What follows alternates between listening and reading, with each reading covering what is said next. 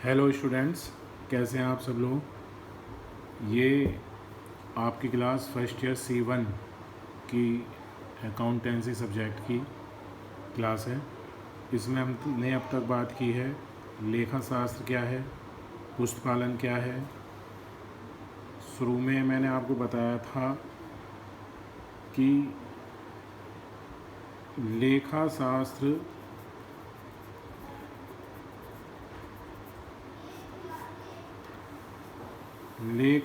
के अंतर्गत हम सारी अकाउंट से संबंधित विधियों, नियमों, रीतियों, प्रणालियों सबको सीखते हैं।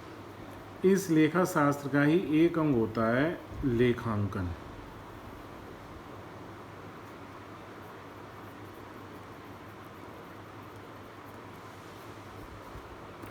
और लेखांकन का एक पार्ट होता है, अंग होता है एक पुस्तपालन। इसे अकाउंटेंसी कहा जाता है।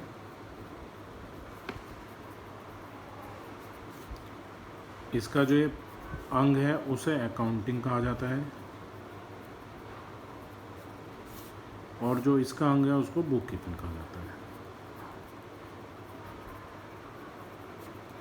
कल की वीडियो में हमने बुक कीपिंग और उसके अर्थ विशेषताओं को देखा था। आज हम बात करेंगे अकाउंटिंग की, कि अकाउंटिंग क्या है, यानी लेखांकन क्या है, इसकी क्या विशेषताएं हैं, क्या इसकी परिभाषा है। हमारा क्वेश्चन बैठता है, लेखांकन से आप क्या समझते हैं, इसकी परिभाषा दीजिए तथा विशेषताएं बताइए। तो लेखांकन का जो अर्थ है, लेखांकन के अर्थ में वो बातें भी सम्मिलित की जाएंगी जो पुस्तपालन का अर्थ था, क्योंकि पुस्तपालन लेखांकन का ही एक अंग है। Book keeping is a part of accounting. यानी लेखांकन में भी हम उन विधियों, रीतियों, नियमों, सिद्धांतों, प्रणालियों को सम्मिलित करते हैं जिनके सहायता से कोई व्यापारी या व्यवसायी अपने व्यापार के लाभ हानि को ज्ञात करने, उसकी आर्थिक स्थिति को जानने, अपनी संपत्ति तथा दायित्वों को जानने, देनदारियों, लेनदारियों को जानने के लिए जो विभिन्न प्रणालियों का प्रयोग करता है, यूज़ करता है, वो सारी लेखांकन में भी आती है। देखिए, लेखांकन का कार्य जो है वो तब शुरू होगा जब पुस्तपालन का कार्य जहाँ ख़त्म हो जाएगा। शुरुआत में जो व्यापारिक लेन देन या व्यापारिक सौदों की जो प्राइमरी स्टेज में एंट्रीज की जाती हैं, वो पुस्तपालन के नियम और सिद्धांतों के आधार पर की जाती हैं। एक स्टेज पर बुक कीपिंग का काम ख़त्म हो जाता है, समाप्त हो जाता है, उसके बाद लेखांकन का कार्य शुरू होता है। मैंने आपको बताया था कि कोई भी व्यापारी अपना जो व्यापार करता है वो किस लिए करता है, उसका मुख्य उद्देश्य होता है प्रॉफिट या लाभ कमाना। लेकिन लाभ डायरेक्ट नहीं पता चलेगा। पूरे साल का लाभ यदि व्यापारी एक साल में एक बार, 12 महीने में एक बार कैलकुलेट कर रहा है, तो जो ये प्रॉफिट या उसे लॉस हुआ है, ये तो बाद की बात है, प्रॉफिट है या हानि है, उसको वो कैलकुलेट करता है फाइनल अकाउंट्स पे, जिन्हें हम कहते हैं अंतिम खाते। ये भी एक चैप्टर है, इसके बारे में जब आएगा समय तब बताया जाएगा। फाइनल अकाउंट डायरेक्ट नहीं बनाए जा सकते। इनको बनाने के लिए हमें चाहिए होता है ट्रायल बैलेंस।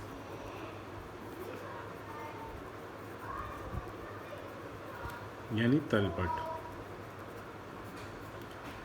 तलपट बनाया जाता है खाता बही की सहायता से,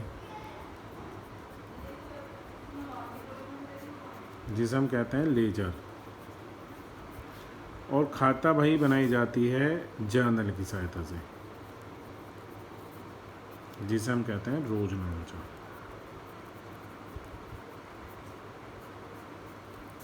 जिसमें रोज एंट्री की जाती है। यानी ये पूरी एक सीरीज है।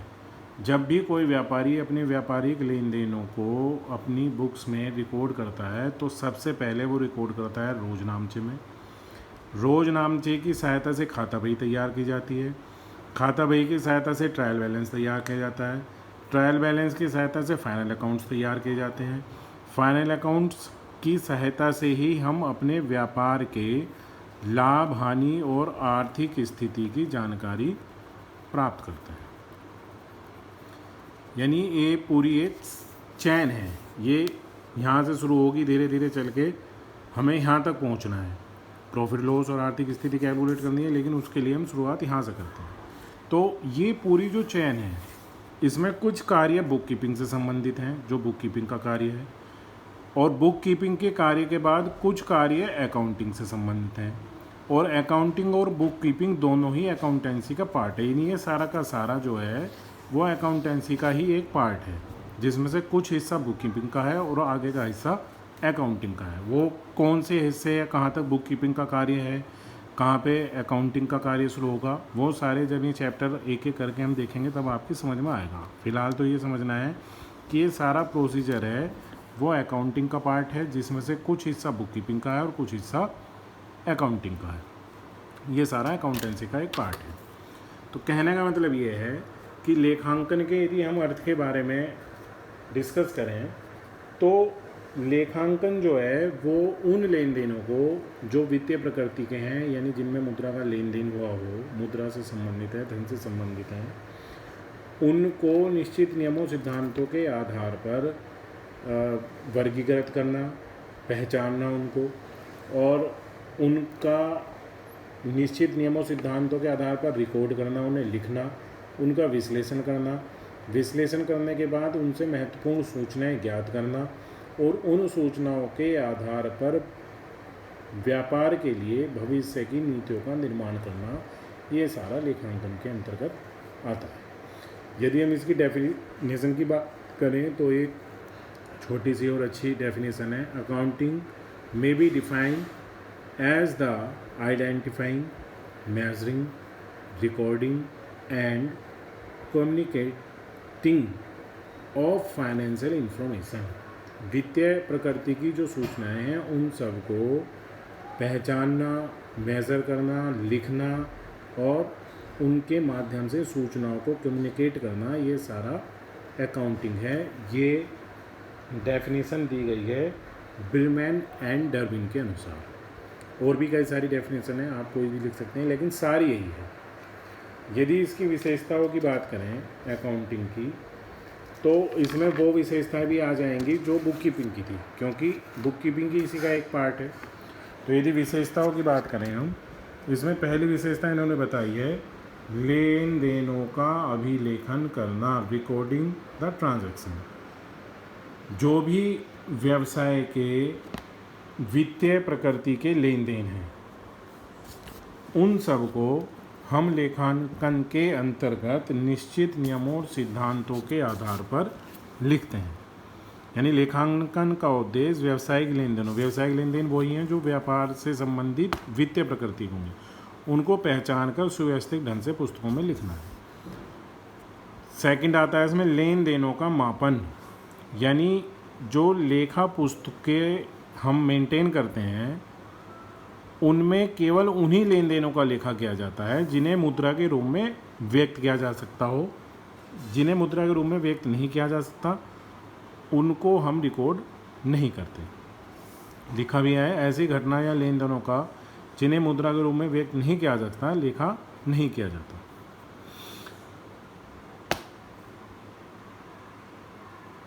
जैसे एक उदाहरण यदि आपको दिया जाए, एक व्यापारी ने कोई वस्तु स्वयं 30 रुपये की परचेज़ की और उस 30 रुपये की वस्तु को उसने अपने ग्राहक को 35 रुपये में बेच दिया।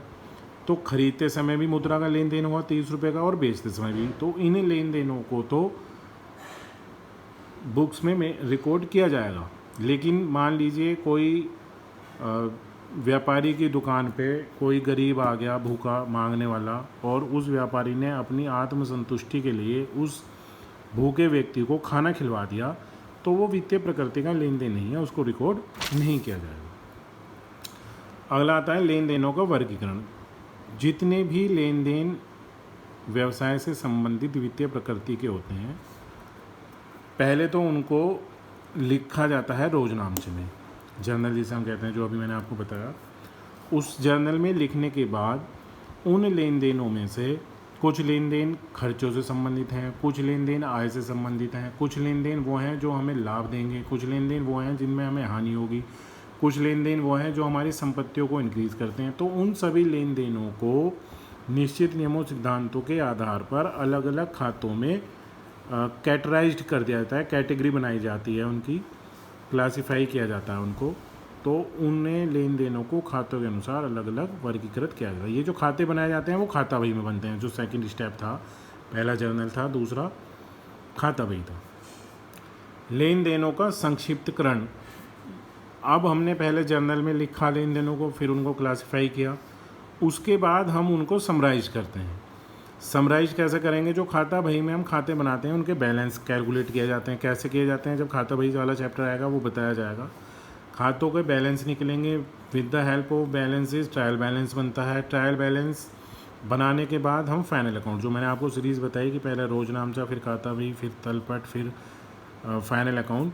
तो खाता बही की सहायता से तलपट बनेगा और तलपट की सहायता से हम अंतिम खाते में दो चीज़ आती हैं, व्यापारिक लाभानी खाता और आर्थिक चिट्ठा। ये दोनों जो हैं वो अंतिम खाते होते हैं, व्यापारिक और लाभानी खाता और आर्थिक चिट्ठा। इन दोनों स्टेटमेंट और अकाउंट्स को हम फाइनल अकाउंट में बनाते हैं, जिससे हमें क्या पता चले व्यापार का लाभ क्या है या हानि क्या है या आर्थिक स्थिति क्या है।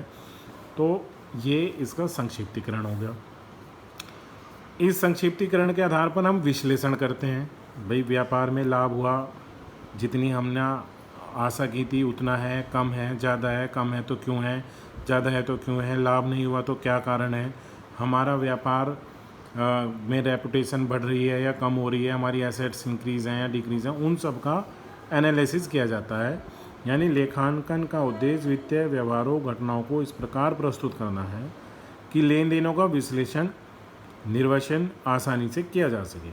फिर जो हमने विश्लेषण के आधार पर महत्वपूर्ण सूचनाएं ज्ञात की हैं उनको संबंधित पक्षकार को पहुंचाना। शुरू में जो मैंने वीडियो बनाई थी उसमें मैंने बताया था कि एक व्यापार में कई पक्षकार प्रभावित होते हैं। एक तो व्यापार का स्वामी जिसने व्यापार शुरू किया है वो तो प्रभावित हो गई, साथ में यदि उसने कुछ संस्थाओं से या बैंक से उधार पैसा लेके अपने व्यापार में लगाया है तो वे संस्थाएं भी उसमें अपना इंटरेस्ट रखती हैं, देखती हैं कि व्यापार सही चल रहा है नहीं। फिर समाज, जिस समाज को उस व्यापार से वस्तुओं या सेवाओं की प्राप्ति होगी वो भी उसमें अपना इंटरेस्ट रखता है। तो व्यवसाय के अनेक पक्षकार भिन्न भिन्न उद्देश्यों से रुचि रखते हैं। लेखांकन के आधार पर हमने पहले रिकॉर्ड किया, फिर समराइज किया, क्लासिफाइंग किया, विश्लेषण किया, सूचनाएं ज्ञात की। उन सूचनाओं को संबंधित पक्षकार तक पहुंचाने का कार्य भी हम लेखांकन के माध्यम से करते हैं। तो ये इसकी विशेषताएं हैं। आप इसका अर्थ, परिभाषा और विशेषताएं अपनी नोटबुक में नोट कर लीजिए। नोट करने के बाद जो आपने रजिस्टर मेंटेन किया है उसकी एक पिक आप चाहें तो ऑनलाइन या फिर पर्सनली आके चेक करा सकते हैं। Thank you students.